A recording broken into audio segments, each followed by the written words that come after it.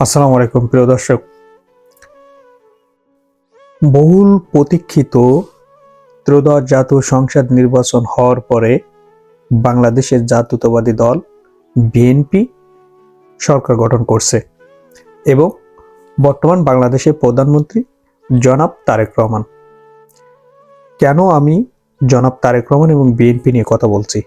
কারণ নবম পে স্কেলের সাথে জনাব তারেক রহমান এবং বিএনপি ওতপ্রোতভাবে জড়িত। জনাব তারেক রহমান, যিনি বর্তমান বাংলাদেশের মাননীয় প্রধানমন্ত্রী, 11তম প্রধানমন্ত্রী। উনি নির্বাচনের আগে বিভিন্ন জনসভায় উনি ঘোষণা দিয়েছেন যে উনি সরকারি চাকরিজীবীদের যে বৈষম্য এটা দূর করবেন এবং নবম পে স্কেল বাস্তবায়ন করবেন। এবং তার নির্বাচনী ইশতেহারে নবম পে স্কেল বাস্তবায়ন করবেন এমন তথ্য পাওয়া গিয়েছে, বা উনি বলছেন যে নবম পে স্কেলটা বাস্তবায়ন করবেন, কারণ সরকারি কর্মচারীরা দীর্ঘ এক যুগেরও বেশি বৈষম্যের শিকার। আমি আমার ভিডিওতে নবম পে স্কেল দাবি আদায়ের ক্ষেত্রে কর্মচারীদের পক্ষে সবসময় কথা বলে থাকি। পক্ষে বলতে আমি সত্যের পক্ষে থাকি, ন্যায়ের পক্ষে থাকি, মাজলুমের পক্ষে থাকি। এখানে নবম পে স্কেল না হলে, যতক্ষণ পর্যন্ত না হবে সেটা, ততদিন পর্যন্ত সরকারি কর্মচারীরা একটা বৈষম্যের ভিতরে যাবে। দিনের পর দিন তাদের মানবতার জীবনযাপন বেড়েই চলেছে। আমাদের পার্শ্ববর্তী রাষ্ট্র ভারত, ইন্ডিয়া জন্ম থেকে এ পর্যন্ত তাদের মোট 7টা পে স্কেল দেওয়া হয়েছে। তাদের 7টা পে স্কেলে যে পরিমাণ বেতন বাড়ানো হয়েছে সেই তুলনায় বাংলাদেশে হাফেরও কম, অর্ধেকেরও কম। অর্থাৎ ওদের একজন 20তম গ্রেডের, মানে বাংলাদেশে 20তম গ্রেডের সর্বনিম্ন মূল বেতন কত? 8,250 টাকা। কিন্তু ভারতে যিনি সর্বনিম্ন গ্রেডে আছেন তার মূল বেতন 18,000 রুপি, যা বাংলাদেশে টাকা আসে 24,660 টাকা। বাংলাদেশে যিনি প্রথম গ্রেডে চাকরি পান তার বেতন, মূল বেতন 78,000 টাকা, 76 থেকে 78,000 টাকা, 76,000 টাকা, মেবি 76,000 টাকা।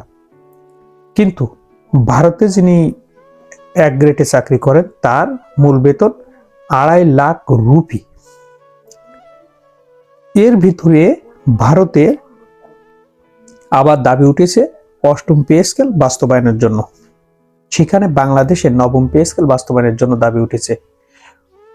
ভারত 7টা পে স্কেলে যে পরিমাণ বেতন বৃদ্ধি করেছে, বাংলাদেশ 8টা পে স্কেল দিয়েও তার কাছাকাছিও যেতে পারে নাই, অর্ধেকে আছে, অর্থাৎ হাফে আছে।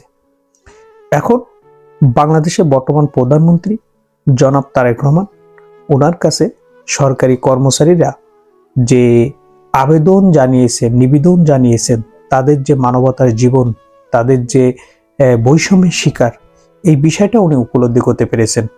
এখন দেখতে হবে যে এই মন্ত্রিসভায় যিনি অর্থমন্ত্রী থাকবেন উনি কি রোল প্লে করেন সরকারি কর্মচারীদের জন্য। যদি উনি ঠিকঠাক রোল প্লে করেন বা ঠিকঠাক কার্যক্রম পরিচালনা করেন, তাহলে আমরা আশা করি বা সরকারি কর্মচারীরা আশা করে অবশ্যই সেটা তারেক রহমানের 5টা প্রথম কাজের ভিতরে একটা কাজ হবে নবম পে স্কেল বাস্তবায়ন করা। নবম পে স্কেল বাস্তবায়নের ক্ষেত্রে অর্থ উপদেষ্টা একটা কথা বলেছেন, যে তার বিদায়ী সাক্ষাৎকারে একটা কথা বলেছেন, এটা ধাপে ধাপে বাস্তবায়ন করলে অর্থনীতিতে কোনো চাপ পড়বে না। সেটা প্রথম 6 মাসে একটা বেতন ভাতা দেওয়া, পরবর্তী 6 মাসে আর একটু বৃদ্ধি করা, এইভাবে মানে মূল একটা টার্গেট থাকবে, এটা বাড়াবো, কিন্তু এই 2টা ধাপে আমরা বাড়াবো। এইভাবে যদি দেওয়া হয় তাহলে অর্থনীতিতে কোনো চাপ পড়বে না, আবার কর্মচারীরাও খুশি হবে। এখানে কিছু বিষয়ে বৈষম্য রাখা হয়েছে। এই যে চূড়ান্ত প্রতিবেদন বা চূড়ান্ত সুপারিশ অর্থ উপদেষ্টা সহ যে পে কমিশনের যিনি চেয়ারম্যান আছেন, যা তারা থেকে সদস্যরা থেকে যে প্রধান উপদেষ্টার কাছে তুলে দিয়েছেন। এখানে একটা বিষয় একটু সমস্যা আছে, সেটা হলো গ্রেড সংখ্যা নিয়ে। আরো কয়েকটা বিষয় আছে, কিন্তু গ্রেড সংখ্যাটা মেন। গ্রেড সংখ্যাটা কমিয়ে 12টা গ্রেড অথবা 14টা গ্রেড করলে সেটাও ভালো হবে।